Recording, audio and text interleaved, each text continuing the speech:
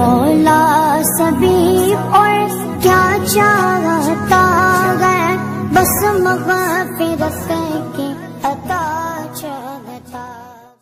وہ کر جاتا ہے، محبت میں حد سے بڑھ جاتا ہے، اس بنا پر وہ اس کو خدائی صفات میں شریک ماننے لگ جاتا ہے۔ کسی کو اپنے پیر سے محبت ہوتی ہے، عقیدت ہوتی ہے، بہت زیادہ محبت ہوتی ہے، بہت زیادہ عقیدت ہوتی ہے، اس کے ایسے ایسے کمالات وہ مان لیتا ہے جو واقعتاً حقیقتاً اس میں نہیں ہوتے، لیکن وہ کہتا ہے کہ اس میں بھی یہ کمالات ہیں، میرا پیر یہ بھی جانتا ہے، میرا پیر یہ بھی جانتا ہے۔ لوگ اتنے کمزور ہیں، ہمارے پاس کئی دفعہ لوگ آئیں گے، مولوی صاحب آپ حساب کریں، بتائیں وہ میرے ساتھ فلاں معاملے میں کیا ہوگا، یا فلاں جو مسئلہ ہوا کیوں ہوا، اس کی کیا وجہ ہے۔ وہ ایسے پوچھتے ہیں جیسے مولوی علم غیب کو جانتا ہے، مولوی کو پچھلی بات کا بھی پتہ ہے اور مولوی کو اگلی بات کا بھی پتہ ہے۔ تو یہ کتنی بڑی کمزوری ہوتی ہے۔ وجہ اس کی یہ ہوتی ہے کہ ان کو ہوتی ہے قرآن سے، حدیث سے، دین سے عقیدت، وہ بیچارے صحیح علم رکھتے نہیں ہوتے، محبت ہوتی ہے، اس محبت میں وہ سمجھتے ہیں کہ شاید یہ قرآن والے، حدیث والے، دین والے یہ سب کچھ جانتے ہیں، یہ اللہ کے بڑے قریبی ہیں، لہٰذا ان کو ساری باتوں کا پتہ ہے۔ تو شرک کی جو ابتدا ہے اس کی وجہ بغض نہیں ہے، اس کی وجہ محبت ہے۔ عیسائیوں کو حضرت عیسیٰ علیہ السلام سے عقیدت و محبت، تو اس کو خدا کا بیٹا کہتے تھے۔ حضرت مریم علیہ السلام کو خدا کی بیوی کہتے تھے۔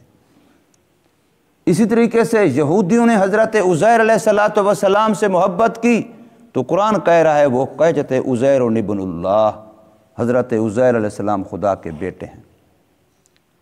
مشرکین مکہ جو تھے وہ فرشتوں کے بارے میں اتنا عقیدت رکھتے تھے، کہتے تھے یہ فرشتے سارے خدا کی بیٹیاں ہیں۔ اب ظاہر ہے جو جس کی اولاد ہے وہ اسی کی جنس میں سے ہے، انسان کی اولاد انسان ہے، حیوان کی اولاد حیوان ہے، پرندے کی اولاد پرندہ ہے، حشرات الارض کی اولاد حشرات الارض ہے۔ تو وہ سمجھتے تھے جب وہ خدا کی اولاد ہیں تو وہ بھی خدائی صفات کے مالک ہیں، جب ہیں وہ خدا کی اولاد، لہٰذا ان کے اندر صفات، خصوصیات، اختیارات وہ بھی خدا والے ہیں۔ اس لیے میں نے اگلے دن عرض کیا تھا کہ یہودیوں کو عزیر علیہ السلام سے، عیسائیوں کو عیسیٰ علیہ السلام سے، اور مشرکین مکہ کو فرشتوں سے محبت تھی، وہ ان کو اولاد خدا بندی کہتے تھے۔ اور مشرکین مکہ نے جتنے بت بنائے ہوئے تھے وہ سارے اپنے گمان خیال کے مطابق ان لوگوں کے بنائے ہوئے تھے جن کو وہ برگزیدہ خدا کا نیک سمجھتے تھے۔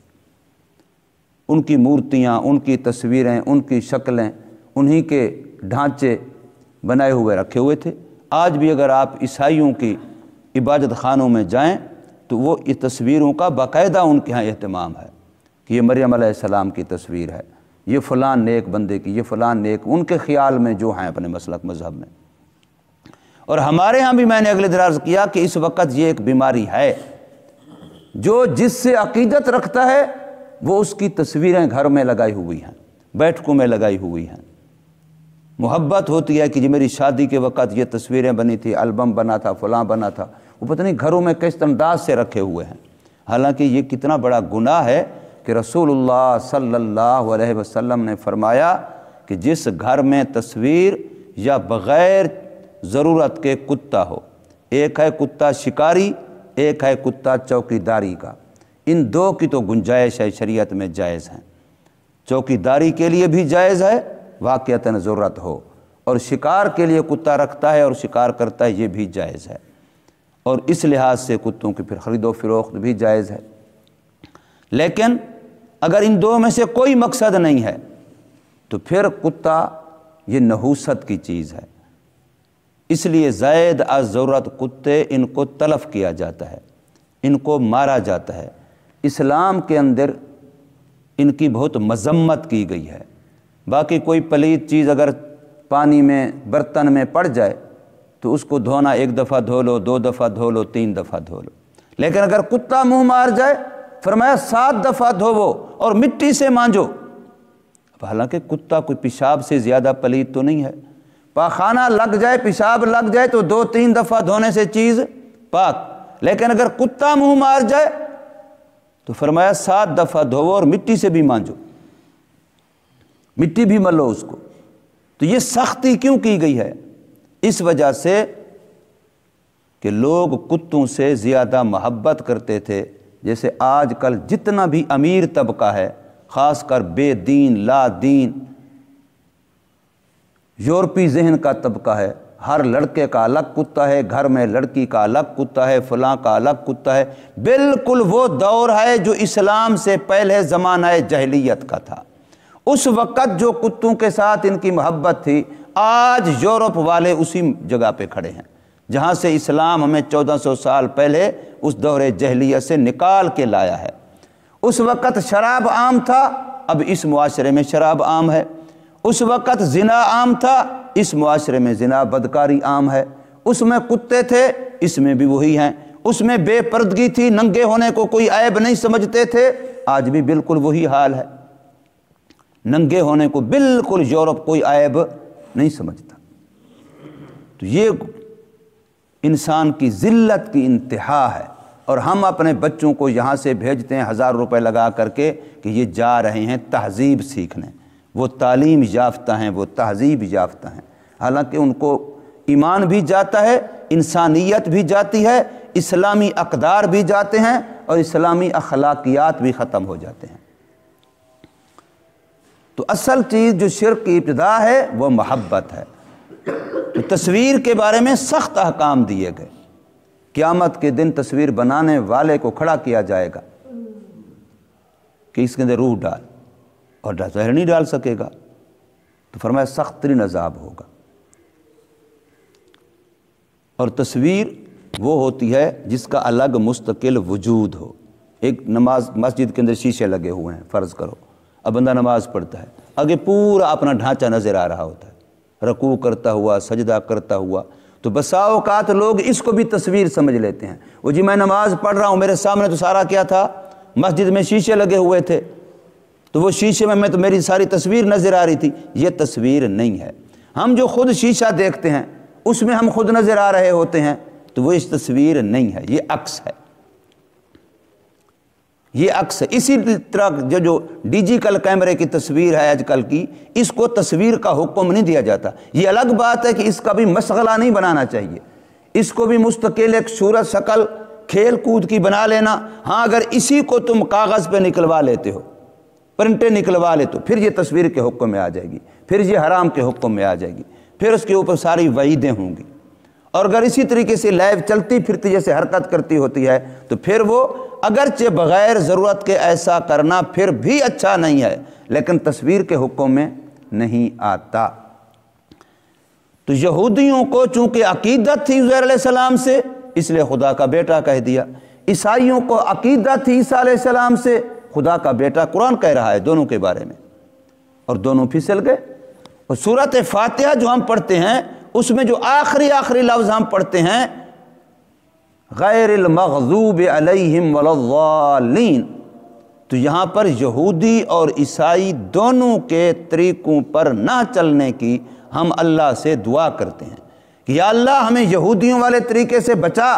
مغضوب سے یہودی مراد ہیں اور ضالین سے عیسائی مراد ہیں۔ ان دونوں کے طریقوں پر چلنے سے ہر نماز کی ہر رکعت میں ہر مسلمان، ہر نمازی اللہ سے دعا کرتا ہے۔ لیکن وہی بندہ بال اگر اس کے بنے ہوئے ہیں تو یہودیوں والے طریقے پر، لباس پہنا ہوا ہے تو یہودیوں والے طریقے کا، گھروں میں شادیاں کریں گے تو یہودیوں والے طریقے کی، اور کوئی فنکشن ہوگا تو نقل انہی کی، تہذیب کلچر تمدن انہی والا۔ تو یہ عجیب آدمی ہے، نماز میں اللہ سے کہہ رہا ہے یا اللہ مجھے یہودیوں والے طریقے سے بچا، عیسائیوں والے طریقے سے بچا، لیکن کر سارا کچھ وہی رہا ہے۔ یہ تو وہی ہے کہ قول اور ہے اور فعل اور ہے، زبان کچھ اور بول رہی ہے اور عمل کچھ اور ہو رہا ہے۔ اسی کو تو منافقت کہتے ہیں، اسی کو جو تضاد کہتے ہیں، اور اس کی وجہ سے تو اللہ پاک انتہائی ناراض ہوتے ہیں کہ انسان منہ سے کچھ اور بولے اور عمل کچھ اور کرے۔ تو اللہ تبارک و تعالیٰ فرما رہے ہیں وقالو، اور وہ یہودی عیسائی کہتے ہیں اتخذ اللہ ولدا، بنا لی اللہ نے اولاد۔ سبحان، اللہ کی ذات پاک ہے۔ یہ سبحانہ کلمہ تقدیس ہے، یہ اللہ تبارک و تعالیٰ کی ان چیزوں سے پاکی بتلاتا ہے جو چیزیں عیب ہیں۔ اولاد انسان کی ضرورت ہے، جو انسان فنا ہونے والا ہے، کمزور ہونے والا ہے، اس کو اولاد کی ضرورت ہے۔ اللہ کو کیا اولاد کی ضرورت ہے؟ جہاں فنا ہی نہیں ہے، جہاں کمزوری ہی نہیں ہے، وہ بیوی سے بھی پاک، اولاد سے بھی پاک، ماں باپ سے بھی پاک، لم یلد ولم یولد، نہ اس نے کسی کو جنا نہ وہ کسی سے جنا گیا۔ اس لیے فرمایا سبحانہ، اللہ تعالیٰ کی ذات اولاد سے پاک ہے۔ باقی اولاد ہوتی ہے کہ کل مجھے ضرورت پڑے گی، میں بوڑھا ہو جاؤں گا، میں محتاج ہو جاؤں گا، میں ضرورت مند ہو جاؤں گا، میں بیمار ہو جاؤں گا، میں کمزور ہو جاؤں گا، اولاد میرا سہارا بنے گی، میں مر جاؤں گا، اولاد بعد میری وارث بنے گی۔ اولاد اس لیے چاہتا ہے تو وہ جس نے نہ فوت ہونا ہے، نہ کمزور ہونا ہے، نہ بیمار ہونا ہے، نہ کچھ اور اس کو ضرورت پڑنی ہے، بلکہ بل لہو ما فی السماوات، بلکہ اسی اللہ ہی کے لیے ہیں جو آسمانوں میں ہے سب اسی کا، جو زمینوں میں ہے سب اسی کا، تو اس کو اولاد کی کیا ضرورت۔ کل لہو قانتون، اور ساری مخلوق اللہ کے سامنے عاجزی کرنے والی ہے، ساری مخلوق۔ دیکھیں سورج چاند کا نظام جب سے اللہ نے بنایا آج تک ایک سیکنڈ بھی نہ سورج نے کبھی کمی بیشی کی اللہ کے حکم کو پورا کرنے میں، اور نہ چاند نے کی، نہ ستاروں نے کی، نہ رات نے کی، نہ دن نے کی۔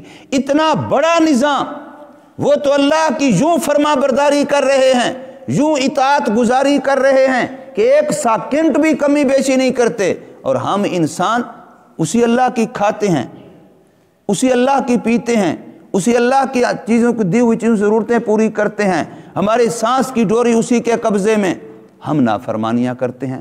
تو ہمیں رات کا دن نظام، چاند کا نظام، سورج کا نظام، دن کا نظام، یہ ہمیں سمجھاتا ہے کہ تم ایسے اللہ کی اطاعت کرو جیسے یہ کر رہے ہیں، ایک لمحہ بھی کمی بیشی نہیں کرتے، نہ طلوع ہونے کے وقت میں، نہ غروب ہونے کے وقت میں، نہ آنے جانے کے راستے میں، نہ تغیر تبدل، کبھی رات بڑی کبھی دن بڑا، کسی چیز میں بھی یہ ذرہ بھی اللہ کی نافرمانی نہیں کرتے۔ تو فرمایا تم سے ہزار ہاں گنی بڑی مخلوق ہے، وہ تو اللہ کی نافرمانی نہ کرے، اور تم سراپا محتاج ہو کے، سراپا کمزور ہو کے پھر رب کی نافرمانیاں کرتا ہے۔ سوچتا نہیں ہے کہ میں تو ہر لحاظ سے اللہ کا محتاج ہوں۔ کل لہ قانتون، سب کی سب اس اللہ کی اطاعت کرنے والے ہیں۔ اللہ نے جب زمین و آسمان کو بنایا تو قرآن مجید کے اندر ہے اللہ نے دونوں کو حکم دیا کہ میری اطاعت کرو، چاہے تم خوشی سے کرو چاہے تم خوشی سے نہ کرو، کرنی پڑے گی، چاہے پسند سے کرو یا ناپسند سے کرو، خوشی سے کرو یا مجبوری سے کرو، کرنی پڑے گی۔ تو قرآن کے اندر دونوں نے کہا ہے کہ ہم تیری اطاعت کرتے ہیں اور کرتے بھی خوشی سے ہیں، طائعین، خوشی سے کرتے ہیں، اطاعت کرتے ہیں، خوشی سے کرتے ہیں، مجبور ہو کے نہیں کرتے، زبردستی نہیں، اپنی خوشی سے کرتے ہیں۔ تو زمین اور آسمان اتنی بڑی مخلوق، وہ اللہ تعالیٰ کی اطاعت کر رہے ہیں، خوشی سے کر رہے ہیں، تو ہمیں بھی اللہ تعالیٰ کی اطاعت اور فرما برداری خوش دلی سے کرنی چاہیے، اپنی سعادت سمجھنی چاہیے، اپنے لیے خوش بختی سمجھنی چاہیے کہ میرے رب نے مجھے توفیق دے دی ہے، میرے رب نے مجھے منتخب کر لیا ہے، میرے رب نے مجھے چن لیا ہے۔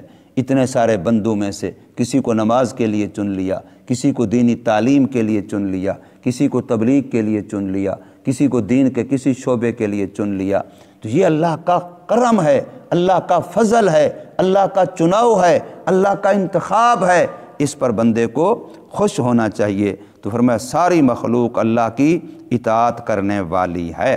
حدیثوں میں یہ بات آتی ہے کہ یہ درخت جتنے ہیں، جتنے ہمیں پودے درخت نظر آتے ہیں، جو فصلات سارے، یہ جب تک اللہ کا ذکر کرتے رہتے ہیں ان کی زندگی ہوتی ہے، جس وقت یہ اللہ کا ذکر بند کرتے ہیں یہ ختم۔